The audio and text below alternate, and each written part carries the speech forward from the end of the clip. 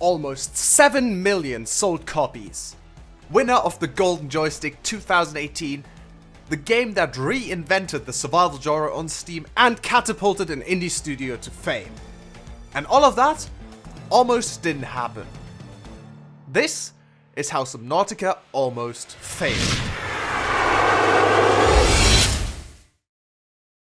Hey there, I'm Egg here, and Subnautica obviously had a huge impact on my life.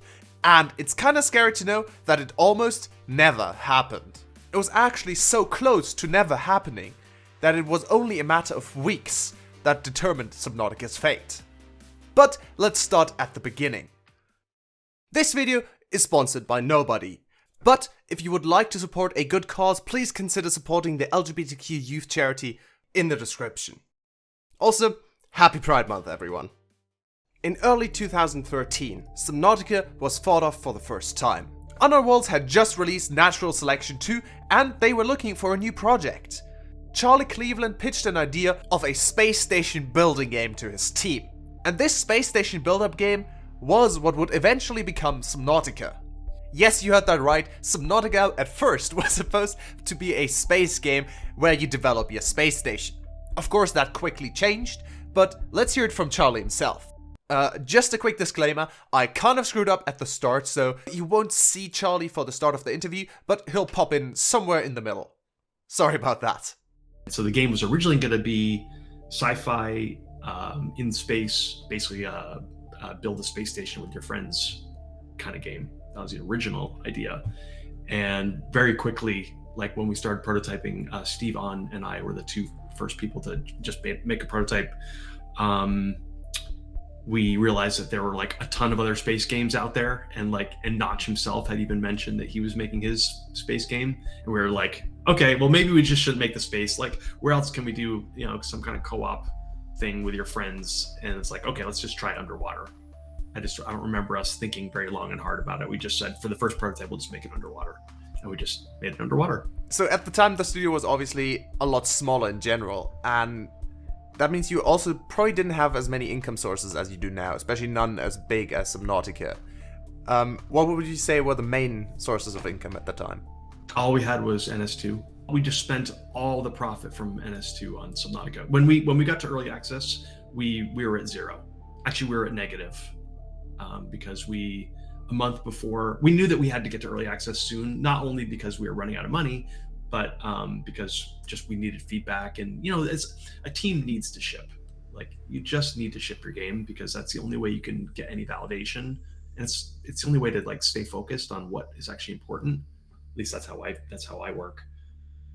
So we needed to ship, and we actually had to get a bridge loan to get an extra month because we couldn't ship. We just felt like we couldn't ship what we had. We weren't going to make our money back. We'd be like not quite dead in the water, but just be too risky. So we got a bridge loan from our then parent company, Perfect Worlds, for an extra month.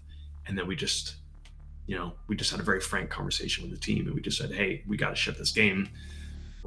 It's all in on this. Like, we need to make some money off this and get into early access. What would you say was the main reason you didn't end up going out of business? Did the game actually get enough attention at the start to make back some money? Or was it really only after big YouTubers started playing the game that you managed to get enough attention?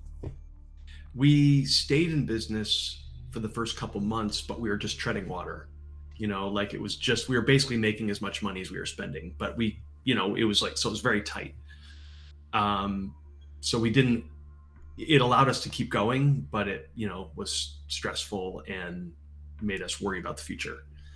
But the really good part about early access is we could tell what was working and what wasn't working.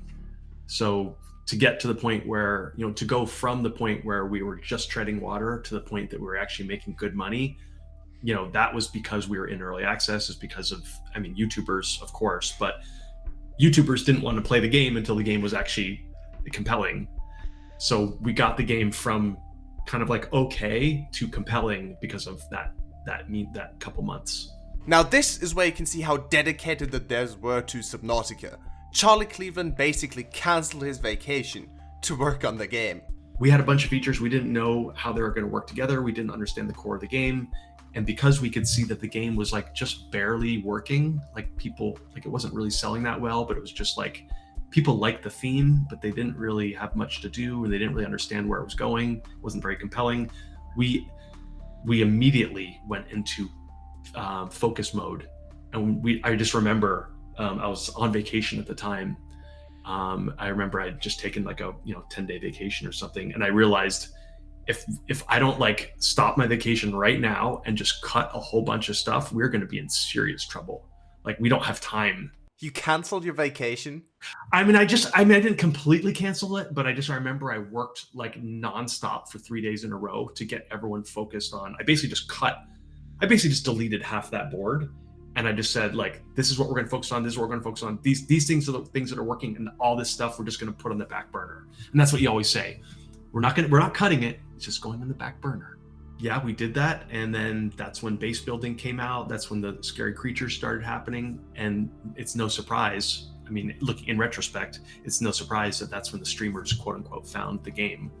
Even though we had sent all the streamers keys when we launched the game, like none of that, it just wasn't compelling in the beginning. So why would they waste their attention and their audience on the game? Do you think there's one specific like streamer or YouTuber that was the first to really help blow up the game? I mean, I think Sean was the one that really propelled us. I mean, I would say it's hard to say he was responsible for the success of the company, because that's not exactly true, but he was critical to the success of the company. Like, we had to make the game. We wouldn't be anywhere without making the game, but we also wouldn't be anywhere if he didn't show the game. Eat My Diction was the first person that I saw that had any significant subscribers that showed the game and clearly loved it, or was at least getting, I wouldn't say getting emotional about it, but like having an emotion of some kind that wasn't like boredom. Like, I remember watching him play the game, and he was just really excited, and it was inspirational for us, but it also showed us that we needed to focus more on the creatures, which I was totally against, by the way. I did not want to focus on the creatures because it's not that I didn't like the creatures. It's so much money. They're so complicated. They change how, like, the giant creatures completely change how the world has to be designed. Like, it's just complicated. They take forever. I would argue that they were a main selling point, though. Oh, absolutely. I mean, I don't know what the game would have been without them. If Subnautica hadn't blown up back then, did you have any backup plans or other plans for Subnautica and the company? Nope. So that was gonna be it. If Subnautica hadn't blown up, Unknown Worlds would not exist anymore. Yep. I mean, I'm sure we could have tried to figure out something, but we certainly didn't plan for it. But after the game blew up, things started to look up a lot. Unknown Worlds Entertainment was also bought by a bigger company, Krafton, famously known for releasing PlayerUnknown Battlegrounds, which means that they just have a lot more resources for the next game, which makes me really excited for it. Recently, Krafton bought Unknown Worlds. Yep. What are the biggest changes you've had in the company since then that you can tell us about? I mean, the biggest thing is, and we're working on a new game. We knew that we needed a partner to help launch that game. It's not a typical game that we would make. I mean, we don't make typical games. We don't like do the same thing over and over. We try not to, at least. So we knew we needed a partner to help us finish this game and launch it to the world. Just imagine like 100 people joining a team who are like doing marketing and making, gameplay videos and teasers and localizing and helping with anti-cheat and user accounts and loot drops and like all this huge amount of machinery into running a game like this.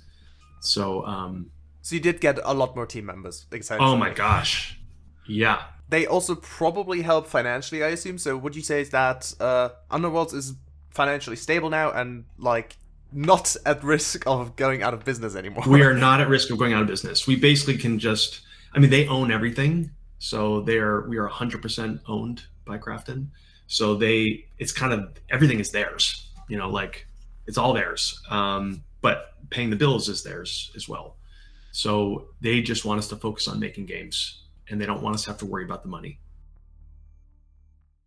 It's crazy to imagine what would have happened if YouTubers didn't pick up the game when they did. just a few weeks or months later, and Unknown Worlds might not have been able to continue and might have had to shut down before anyone ever got to see Subnautica. With the third game in the series being announced and Project M, a completely new franchise, hopefully being released soon, the future is bright for Unknown Worlds, and I can't wait to see what they do next. If you enjoyed this video, make sure to leave a like and also go check out Charlie Cleveland's blog at charliecleveland.com. On there he writes about game design and, for example, just released an article on how to prototype your game. But for now, thank you very much for watching, I really hope you enjoyed it, and as always, I'll see you next time. Goodbye!